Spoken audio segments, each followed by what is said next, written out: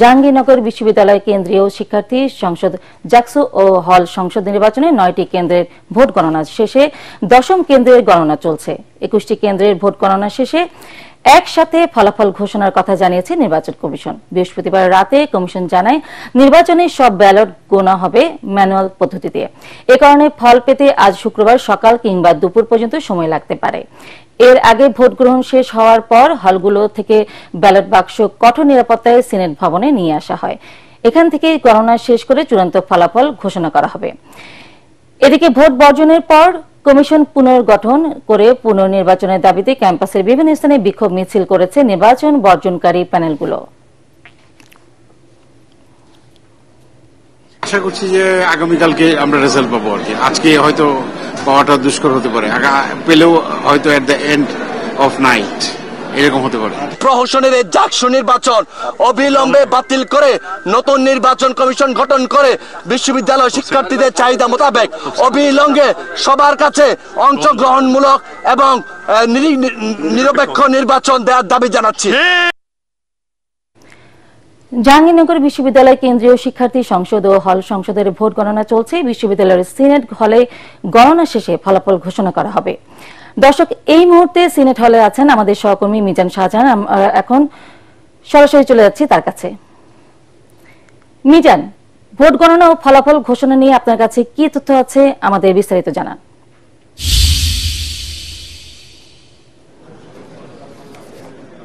আফরোজা, আপনাকে ধন্যবাদ। আপনি জানেন যে 9 ঘন্টারও বেশি সময় ধরে এই জাকসু কেন্দ্রীয় সংসদ এবং হল সংসদের নির্বাচনী ভোট গণনা করা হচ্ছে।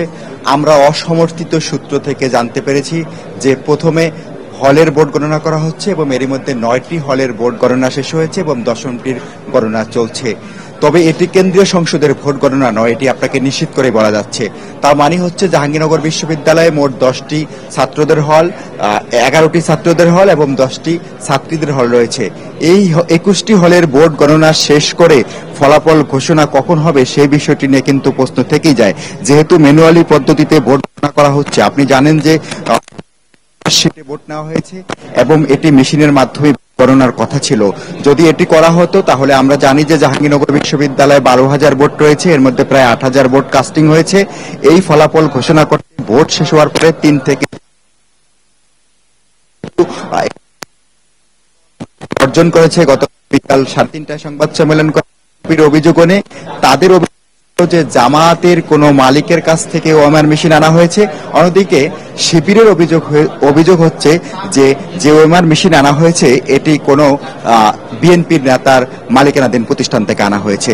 এই যে অভিযোগ পাল্টা অভিযোগ, এই জায়গা থেকে নিরপেক্ষ ভূমিকায় যাওয়ার জন্য নির্বাচন কমিশন সিদ্ধান্ত নিয়েছে যত কষ্টই হোক, যত সময় লাগুক, ভোট গণনা করা হবে ম্যানুয়াল পদ্ধতিতে একটি একটি করে।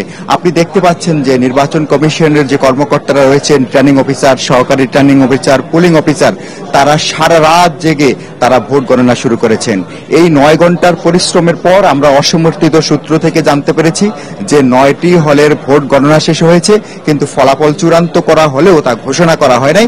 আমরা যতটুকু জানি যে একযোগে যখন বিকেলে 21টি হলের ভোট গণনা শেষ হয়ে যাবে এবং কেন্দ্রীয় সংসদের ভোট গণনাও শেষ হয়ে যাবে, তখন একযোগে সবগুলো ভোটের ফলাফল ঘোষণা করা হবে।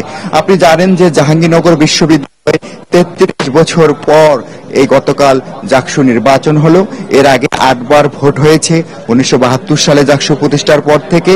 কালকের ভোটে আমরা দেখেছি যে একটি হাড্ডাহাড্ডি ছাত্র শিবির, বাকশাস ও স্বতন্ত্র প্যানেলের মধ্যে